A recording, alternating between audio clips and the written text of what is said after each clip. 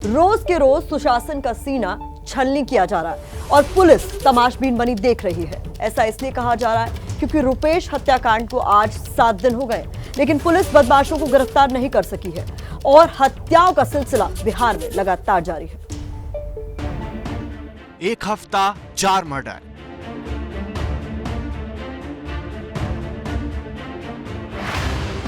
पटना और हाजीपुर के बाद लखीसराय में मर्डर। बदमाशों ने सुपौल में भी युवक को मारी गोली।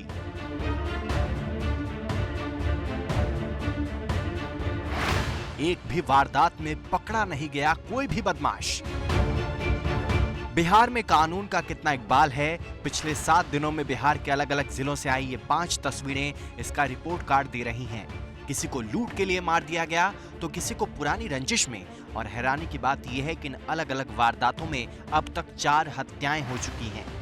एक बुजुर्ग की जान जाते जाते बची, लेकिन किसी भी मामले में बिहार पुलिस बदमाशों को गिरफ्तार नहीं कर सकी है। यह है बिहार में कानून व्यवस्था का हाल, जहां सुशासन का सीना छलनी किया जा रहा है और पुलिस हाथ पर हाथ रखकर बैठी है। बिहार की खस्ताहाल कानून व्यवस्था पर सवाल 12 जनवरी के बाद से उठने शुरू हुए थे, जब बदमाशों ने पटना के पौष इलाके में इंडिगो के कर्मचारी रुपेश को गोली मार दी थी। वारदात के 6 दिन हो चुके हैं, लेकिन पुलिस इस मामले में एक भी आरोपी को गिरफ्तार नहीं कर सकी है। और अब बिहार के डिप्टी सीएम रह चुके सुशील कुमार मोदी कह रहे हैं कि बदमाशों ने सुराग नहीं छोड़ा, इसलिए देरी हो रही है। मैं तो ये कहूँगा कि सीबीआई से भी ज्यादा सक्षम बिहार की पुलिस है। तो धैर्य रखिए, 2 दिन लगे 4 दिन लगे, जो समय लगे, क्योंकि ब्लाइंड केस है, कोई एविडेंस नहीं है, कोई सूत्र अपराधी छोड़कर नहीं गए, इसलिए पूरी सरकार लगी है। सुशील मोदी रुपेश हत्याकांड को ब्लाइंड केस बता रहे हैं, लेकिन बिहार के डीजीपी ने दावा किया था कि उनकी पुलिस बहुत जल्द बदमाशों तक पहुंच जाएगी, पर अब तक ऐसा हुआ नहीं। बिहार में ये हाल क्यों है, ये जानने के लिए अब जरा ध्यान से ये तस्वीर देखिए और लाल काले रंग का जैकेट पहने इस शख्स की बात गौर से सुनिए। भगवान आपको बचा लिए, भगवान आपको बचा लिए। ये लखीसराय के डीएसपी रंजन कुमार हैं, जो बेड पर लेटे इस बुजुर्ग से मिलने पहुंचे थे। ये बुजुर्ग अपने बेटे की हत्या का इकलौता गवाह है और आरोप है कि बदमाशों में दबाव के बावजूद जब ये गवाही से नहीं मुकरा तो रविवार को बदमाशों ने इसको जान से मारने की कोशिश की, लेकिन ये बच गया। और अब डीएसपी मौके पर पहुंचे तो क्या कहा, फिर से सुनिए। भगवान आपको बचा लिए, भगवान आपको बचा लिए।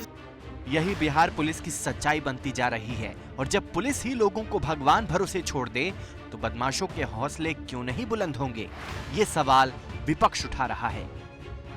बिहार को अपराधी चला रहे हैं और आपसे कुछ हो नहीं रहा, एकदम थका हुआ मुख्यमंत्री नजर आ रहे हैं। बिहार में प्रशासन नाम की कोई चीज नहीं है, और जितने आपराधिक तत्व हैं वो इस बात को मान के चल रहे हैं कि कोई भी क्राइम में पकड़े नहीं जाएंगे। मुमकिन है कि विपक्ष के सवाल राजनीति से प्रेरित हों, बावजूद इसके जनता और विपक्ष के सवालों की जवाबदेही सुशासन बाबू की बनती है। इसलिए भी क्योंकि ये स्याह सच बन गया है कि बिहार में नई सरकार के शपथ लेते ही हत्याओं का दौर चल पड़ा है। लेकिन इस पर जब मुख्यमंत्री से जवाब मांगा जाता है तो वो सवाल पूछने वालों पर ही बिभर उठते हैं और वर्तमान पर अतीत का पर्दा डालने लगते हैं। पहले क्या होता था, हम आप ही से पूछते हैं, क्या था 2005 के पहले, क्या था, कितना हिंसा, कितना अपराध, किस तरह से होता था, आज वो स्थिति है। नीतीश बाबू, अतीत के आंकड़े देखकर आप वर्तमान के सवालों से नहीं बच सकते, और यही तेवर अगर आप अपने पुलिस पर सख्ती के लिए दिखाते तो सवाल नहीं उठते और बदमाश सलाखों के पीछे होते। लेकिन अफसोस कि आपके दिखाए अतीत वाले रास्ते पर बिहार पुलिस के मुखिया भी चल पड़े हैं। एक भी कोई घटना होती है तो बढ़ता अपराध।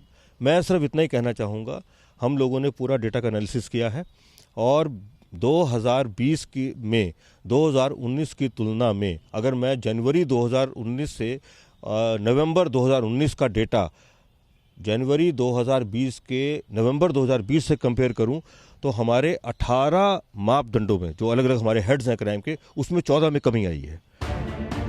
ये वही डीजीपी हैं जो कुछ दिन पहले तक दावा कर रहे थे कि पटना में हुए इंडिगो एयरलाइंस के कर्मचारी रुपेश के हत्यारों को जल्दी पकड़ लिया जाएगा, लेकिन 6 दिन बाद भी बदमाश फरार हैं। लेकिन सरकार से लेकर पुलिस तक के आंकड़ों में बिहार में बहार ही बहार है।